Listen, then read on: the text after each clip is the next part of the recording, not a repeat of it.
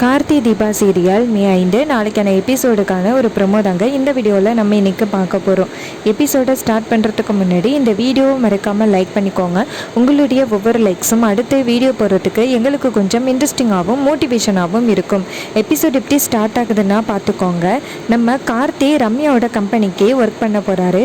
இந்த பக்கம் ரியா நேராக ஆனந்திக்கிட்ட சொல்கிறாங்க, ஆனந்த் நான் சொன்ன மாதிரி அந்த கார்த்தியை வேறு கம்பெனிக்கே அனுப்பிட்டியா அப்படின்னு. அதுக்கு ஆனந்த் சொல்கிறாரு, நீ சொன்ன மாதிரி ரம்யாவோட கம்பெனிக்கே அனுப்பிட்டேன். கண்டிப்பாக அந்த கார்த்தியால் அங்கே சர்வைவ் பண்ண முடியாது. ஒரு சின்ன தப்பு பண்ணாலும் ரம்யா வந்துட்டு வேலையை விட்டு தூக்கிடுவா அப்படின்னு. ஸோ இதை கேட்டுட்டு ரியா சொல்கிறாங்க, இன்றைக்கி தான் கார்த்தி வேலை பார்க்க போகிற கடைசி நாள். கண்டிப்பாக கார்த்தி தோற்று போயிடுவான், அப்புறம் சொத்தெல்லாம் நமக்கு தான் அப்படின்னு ரியா சொல்கிறாங்க. அதுக்கு ஆனந்த் சொல்கிறாரு, ஆமாம் ரியா, சொத்து எல்லாமே நமக்கு தான் அப்படின்னு. அப்போ ரியா கேட்குறாங்க, கார்த்தி எப்படியும் இந்த போட்டியில் தோற்று போய் வீட்டுக்கு வருவார். இந்த ஐஸ்வர்யாவுக்கும் இந்த வீடு வேணும்னு சொல்லிக்கிட்டு இருக்காங்க. சட்டப்படி பார்த்தா நீங்கள் தான் இந்த வீட்டோட மூத்த பிள்ளை, உங்களுக்கு தான் இந்த வீடு கிடைக்கணும் அப்படின்னு சொல்ல, அதுக்கு ஆனந்த் சொல்கிறாரு, இங்கே பாரு ரியா, நமக்கு தான் இந்த வீடு, அது யாராலையுமே தடுக்க முடியாது அப்படின்னு சொல்கிறாங்க. அப்போ ரியா சொல்கிறாங்க, இல்லை இந்த ஐஸ்வர்யா நம்மக்கிட்ட கொஞ்சம் பாதுகாப்பாக பேசுகிறாளே, நம்மளுக்கு சப்போர்ட் பண்ணுறாளே அப்படின்னு நினச்சி நீங்கள் உங்கள் தம்பிக்கு இந்த வீட்டை கொடுத்துட்டா அப்புறம் நம்மளுடைய பெருமை பெயரும்ல அப்படின்னு. அதுக்கு ஆனந்த் சொல்கிறாரு, கவலைப்படாத ரியா, இந்த வீடு நமக்கு தான், அது யாராலையும் தடுக்க முடியாது அப்படின்னு ஆனந்த் சொல்கிறாரு. அதுக்கப்புறம் சீனை செட் பண்ணி அந்த ஐஸ்வர்யாவை காமிக்கிறாங்க. அருண் கேட்குறாரு, ஐஸ்வர்யா நீ ஆனந்த் கூடயும் ரியா கூடயும் சேர்ந்து இப்படி திட்டம் போடுறது எனக்கு பிடிக்கவே இல்லை அப்படின்னு.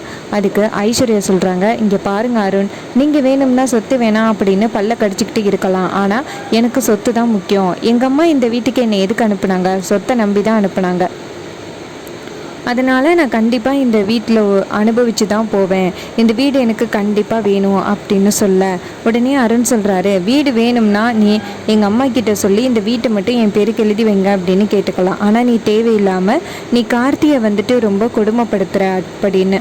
அதுக்கு ஐஸ்வர்யா சொல்கிறாங்க, இங்கே பாருங்கள், எனக்கு இந்த வீடு வேணும், அதுக்காக நான் எந்த எல்லைக்கு வேணாலும் போக தயாராக இருக்கேன் அப்படின்னு.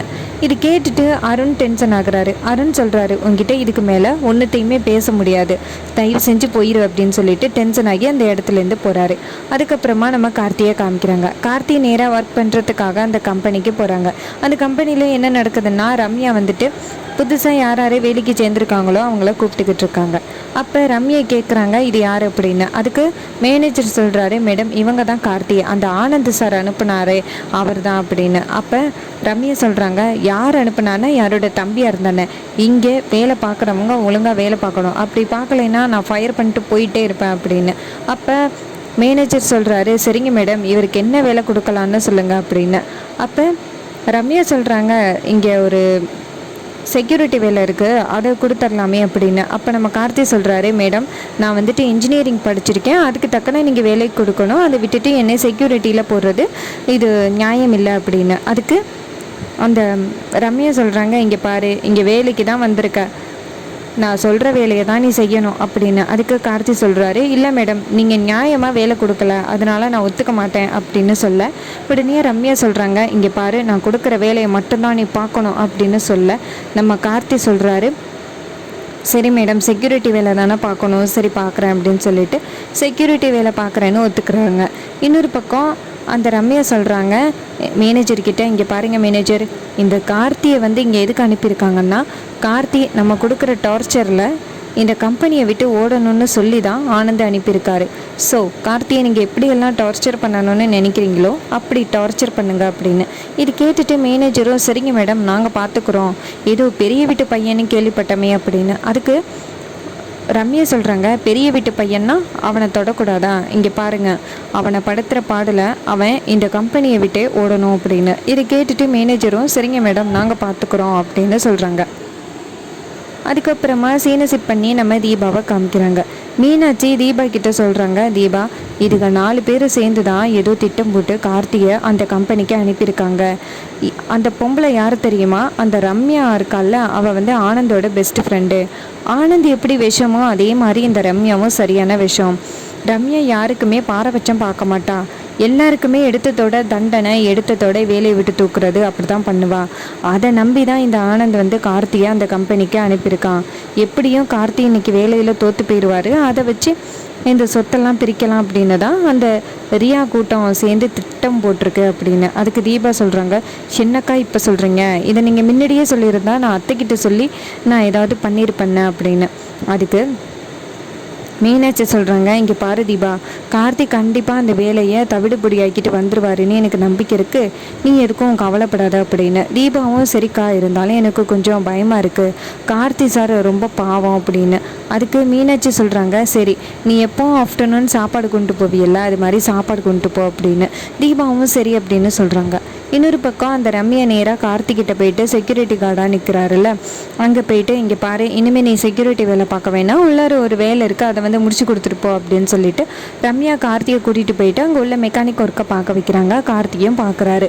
அப்போ ரம்யாவுக்கு நேராக ஆனந்த் கால் பண்ணுறாரு.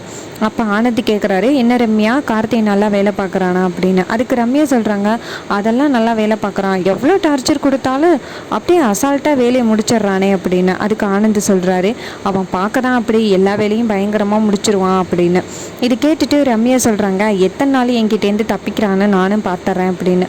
இன்னொரு பக்கம் நம்ம தீபா வந்து கார்த்திக்காக சாப்பாடு எடுத்துக்கிட்டு வந்துக்கிட்டு இருக்காங்க. அப்போ செக்யூரிட்டி டக்குன்னு நம்ம தீபாவை நிப்பாட்டி, எங்கே மேடம் போகிறீங்க, யார் நீங்கள் அப்படின்னு கேட்க, அதுக்கு தீபா சொல்கிறாங்க, இன்றைக்கி புதுசாக ஒருத்தர் சேர்ந்துருக்காருல்ல கார்த்தி, அவருக்கு சாப்பாடு எடுத்துகிட்டு வந்திருக்கேன் அப்படின்னு. அதுக்கு செக்யூரிட்டி சொல்கிறாரு, இங்கே பாருங்கள், இங்கே மேடத்தை தவிர வேறு யாருமே கம்பெனிக்குள்ளே போகக்கூடாது அப்படின்னு. அப்போ தீபா சொல்கிறாங்க, நான் இங்கே வந்துட்டு கார்த்திக் சாரை பார்க்க வந்திருக்கேன், நான் அவரை பார்க்காம போக மாட்டேன் அப்படின்னு. அப்போ செக்யூரிட்டி சொல்கிறாரு, சரி அவரை பார்க்கணும்னா நீ சீக்கிரம் பார்த்துட்டு போயிரு, ஏன்னா மேடம் பார்த்தாங்கன்னா எனக்கு தான் பிரச்சனை அப்படின்னு. தீபா நேராக கம்பெனிக்குள்ளே வராங்க சாப்பாடு எடுத்துக்கிட்டு. அப்போ டக்குன்னு ரம்யாவை சந்திக்கிறாங்க. அப்போ ரம்யா கேட்குறாங்க, ஏய் யார் இவளையெல்லாம் உள்ளார விட்டது, யார் இவ அப்படின்னு. அப்போ நம்ம கார்த்தி ஓடி வந்து, மேடம் மேடம் இவங்க என்னுடைய ஒய்ஃப் அப்படின்னு. அப்போ டக்குன்னு அந்த ரம்யா கேட்குறாங்க, என்ன இவன் தான் உன்னுடைய ஒய்ஃபா, பார்க்குறதுக்கு பட்டிக்காடு மாதிரி இருக்காளே அப்படின்னு. அப்போ கார்த்தி சொல்கிறாரு, இவங்க தான் என்னுடைய ஒய்ஃப் மேடம், இவங்க வந்து மத்தியானத்துக்கு சாப்பாடு எடுத்துகிட்டு வந்திருக்காங்க அப்படின்னு. அப்போ ரம்யா சொல்கிறாங்க, மேனேஜர் இங்கே வாங்க, வீட்டு சாப்பாடெல்லாம் இங்கே கொண்டு வரக்கூடாதுன்னு சொல்லியிருக்கேனே, ஏய் கொண்டுட்டு போடி அப்படின்னு சொல்ல, நம்ம கார்த்திக்கும் எதுவுமே சொல்ல முடியலை, தீபாவுக்கும் எதுவுமே சொல்ல முடியலை. நம்ம தீபா வந்து அந்த சாப்பாடு எடுத்துக்கிட்டு கார்த்தியை சோகமாக பார்த்துட்டு அந்த இடத்துலேருந்து வெளியில் போகிறாங்க. அப்போ மேனேஜர்கிட்ட ரம்யா கேட்குறாங்க, என்ன இது, கார்த்தி ஒரு மாதிரி ஹேண்ட்ஸமாக இருக்கான், இந்த தீபா ஒரு மாதிரி இருக்காளே, என்ன நடக்குதுங்க அப்படின்னு. அப்போ மேனேஜர் கார்த்தி வீட்டில் நடந்தது எல்லாத்தையுமே சொல்ல, உடனே ரம்யா சொல்கிறாங்க, ஓ அப்படியா, அப்போ கார்த்திக்கு விருப்பம் இல்லாமல் தான் இந்த கல்யாணம் நடந்துச்சா அப்படின்னு நினைக்கிறாங்க. அதுக்கப்புறம் ரம்யா கார்த்தியை சைட் அடிக்க ஆரம்பிக்கிறாங்க.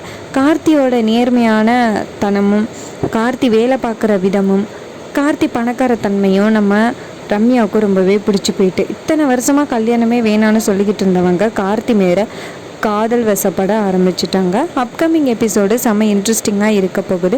இதே மாதிரி இனிமேல் அப்டேட்ஸ் வேணும்னா இந்த சேனலை சப்ஸ்கிரைப் பண்ணிக்கோங்க. தேங்க்யூ ஃபார் வாட்சிங். அடுத்த வீடியோவில் பார்க்கலாம்.